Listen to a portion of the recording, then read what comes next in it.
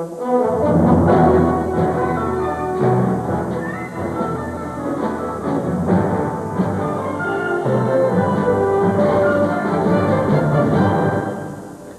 muy buenas noches. Tiempo ahora para un rápido resumen de noticias aquí en Televisión Española. El Gobierno ha confirmado esta tarde oficialmente a los sindicatos la congelación del sueldo de los funcionarios para el año próximo, algo que afectará a 2 millones de empleados públicos españoles y que podría convertirse en el primer foco de movilizaciones contra el nuevo Gobierno. El anuncio oficial ha sido durante la reunión esta tarde de la Mesa General de la Función Pública, y la respuesta de los sindicatos ha sido el anuncio inmediato de concentraciones y manifestaciones, sin descartar una posible huelga en el sector público. Y ello a pesar de que el ministro de Administraciones Públicas ha asegurado durante la reunión de esta tarde, a la que corresponden estas imágenes, que el Gobierno quiere mantener el diálogo y ha justificado la medida por la necesidad de ahorrar 200.000 millones de pesetas y contribuir así a la reducción del déficit.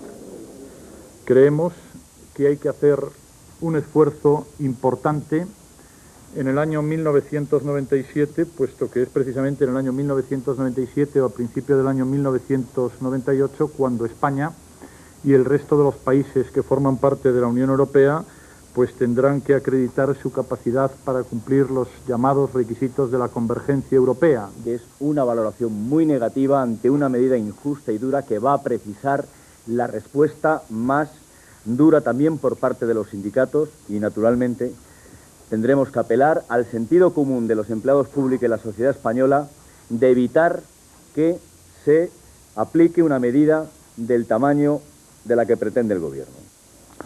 Subida a cero, pues, para los empleados públicos. En principio, ese además es un capítulo cerrado para los presupuestos. Otros, como la financiación de la sanidad, están formalmente abiertos, aunque están en el buen camino para el acuerdo, al parecer. El acercamiento de posiciones entre el Gobierno y sus socios nacionalistas es todo un hecho. Todo va bien. ¿Todo va bien? Todo va bien.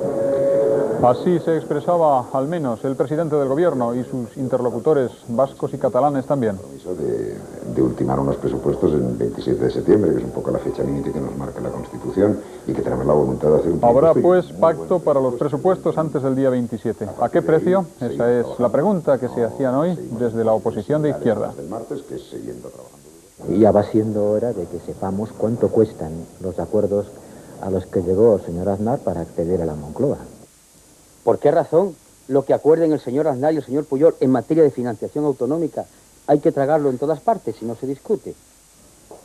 Algo más encauzada la cuestión presupuestaria, a pesar de esas objeciones desde la izquierda, el Gobierno se afana ahora en obtener el mayor grado de consenso en cuanto al modelo de financiación autonómica, y no lo tiene fácil. Al posible recurso de inconstitucionalidad con que amenaza el Partido Socialista se suma la desconfianza de algunas comunidades gobernadas por el propio Partido Popular. Esta tarde el vicepresidente Rato y el ministro Rajoy almorzaban con responsables de varias de estas autonomías y las diferencias persisten. De hecho, Juan José Lucas, presidente de Castilla y León, ha amenazado con su no el próximo lunes en la reunión del Consejo de Política Fiscal y Financiera, un no que en su caso sería muy llamativo. Que mantiene el principio constitucional de la solidaridad interregional, de la suficiencia financiera. Exige, entre otras cosas, como hemos oído, garantías de solidaridad entre las regiones. El Gobierno ha dicho simplemente que toma nota.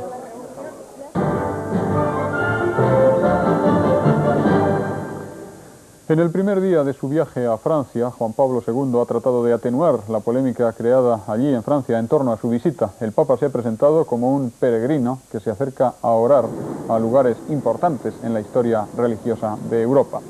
Jacques Chirac le ha acogido diciendo que la Francia republicana y laica permanece fiel a sus raíces cristianas. Están previstas hasta 21 comparecencias públicas del Papa, que aunque muy cansado, tenía mejor aspecto general que en sus apariciones precedentes. Los grupos opuestos a la visita han convocado diversas protestas que culminarán el domingo con una manifestación en París.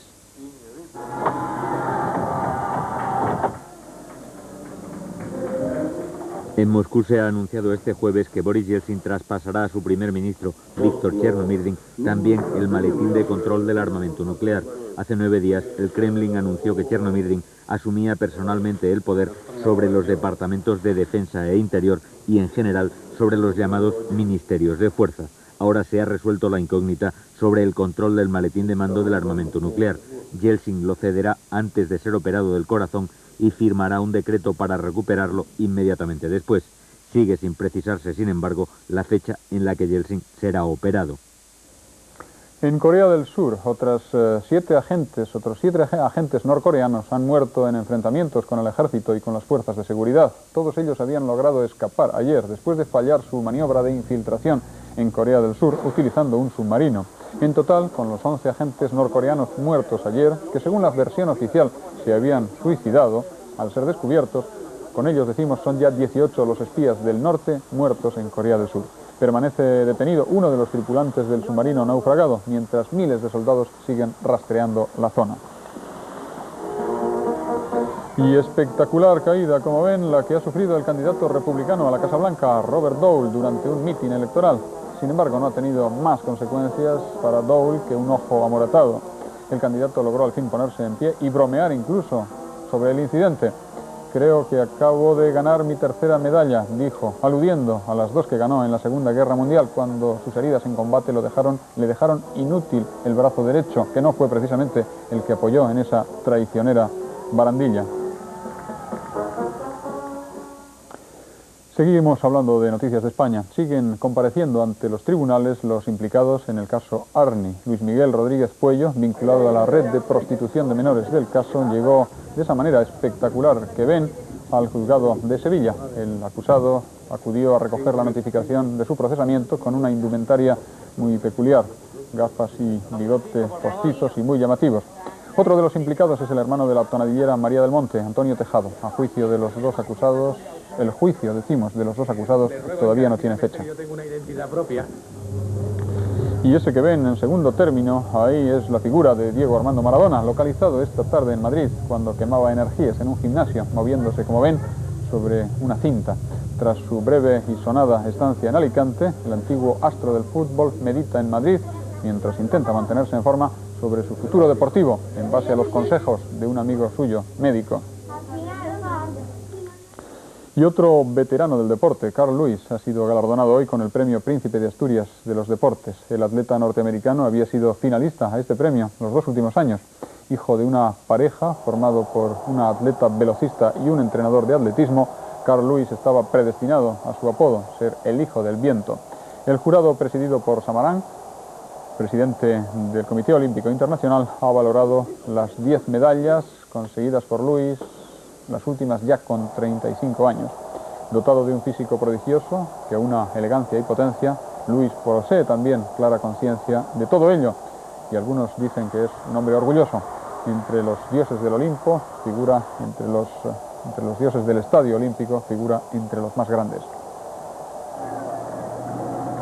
Y en la vuelta, Alex Zülle y su equipo, la 11, han dado una demostración de fuerza en la primera etapa de montaña. En las cortas pero duras rampas del Alto del Naranco, el ciclista suizo primero y el francés Jalabert después dieron un tirón que no pudo responder Miguel Indurain, quien no tuvo su día y cedió casi un minuto. El triunfo en la etapa fue para el italiano Daniele Nardello del Mapei, quien batió a su compatriota y compañero de escapada, Perón. En la general, Zülle es un día más líder, con 2 minutos y 4 segundos de ventaja sobre Miguel Indurain, que es ahora tercero. El tiempo desapacible en el norte de la península para las próximas horas. Mañana se esperan, de hecho, lluvias débiles o moderadas en el Cantábrico, que en Galicia y Asturias van a ir acompañadas de vientos del suroeste, moderados o fuertes. Habrá chubascos localmente moderados y localmente tormentosos en los Pirineos y débiles en Extremadura y en la meseta. En Valencia y Murcia van a soplar rachas muy fuertes de poniente que podrían alcanzar los 90 km por hora. Las temperaturas van a subir ligeramente en todas las regiones. Y hemos tenido noticia esta noche del siniestro de un pesquero español en aguas de Angola. 3 marineros españoles han muerto y otros 5 han resultado heridos, según los datos de que disponemos a esta hora, a consecuencia de un aparatoso incendio que ha destruido casi por completo el pesquero llamado Temerelli. El Temerelli estaba fondeado en la bahía de Luanda cuando, después de producirse una espesa humareda en la zona del motor, se vio envuelto en llamas. Es la información que nos ha facilitado la agencia EFE. Y 3 acertantes de la máxima categoría ha habido hoy en el sorteo de la Lotería Primitiva. Van a cobrar casi 182 millones de pesetas cada uno. Gracias a haber acertado esa combinación que ven, la que forman los números 2, 13, 14, 19, 24 y 36. Complementario 29, reintegro 4. Y en el sorteo de la 11 fue premiado el número 33.318, es decir, 33318. Defender los intereses y necesidades del conjunto de la población y ser, por tanto, un servicio público. Este es, en resumen, el papel que deben cumplir todas las televisiones públicas, según se subraya en el informe aprobado hoy por el Parlamento Europeo.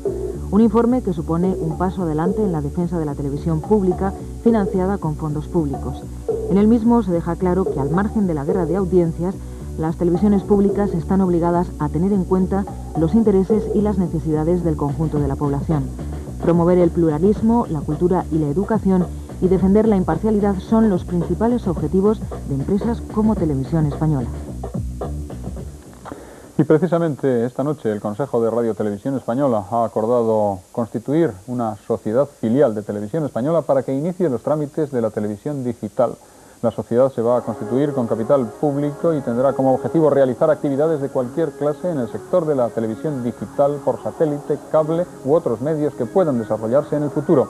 La decisión ha sido aprobada, como decimos, en el Consejo de Administración de Radio Televisión Española y se ha aprobado por 8 votos a favor, 4 en contra, los de los consejeros socialistas, y una abstención, la del consejero llamado de consenso.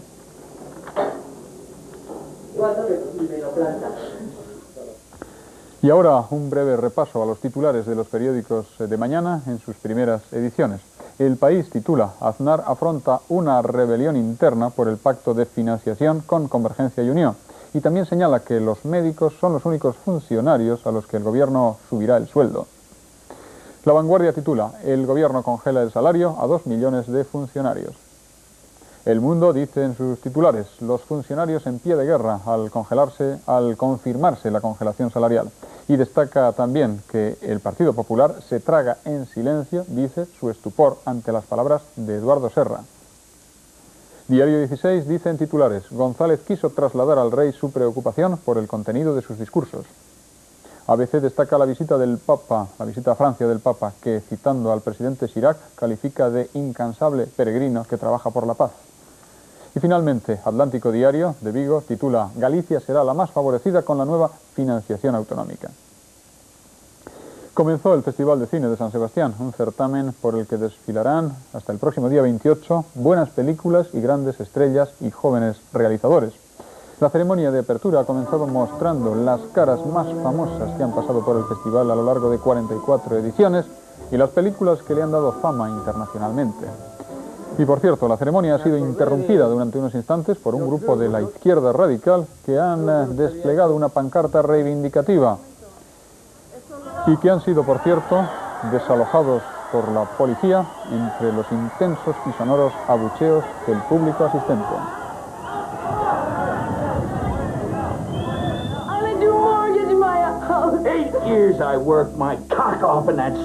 La ceremonia de apertura ha terminado con la proyección de la película Sangre y Vino de Bob Rafelson, una película que indaga hasta dónde es capaz de llegar un ser humano cuando algo mueve su lado oscuro.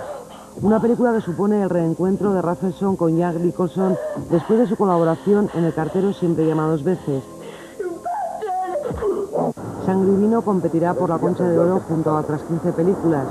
Y una de ellas es esta, Tassi, de Carlos Saura, una reflexión sobre la intolerancia que se proyectará mañana. Hasta aquí me quedo. Quédate con el vuelto. Tú te bajas donde yo te diga. Aviso esto. Así con cine terminamos por hoy. Hasta mañana pues, gracias por su atención y muy buenas noches. Adiós.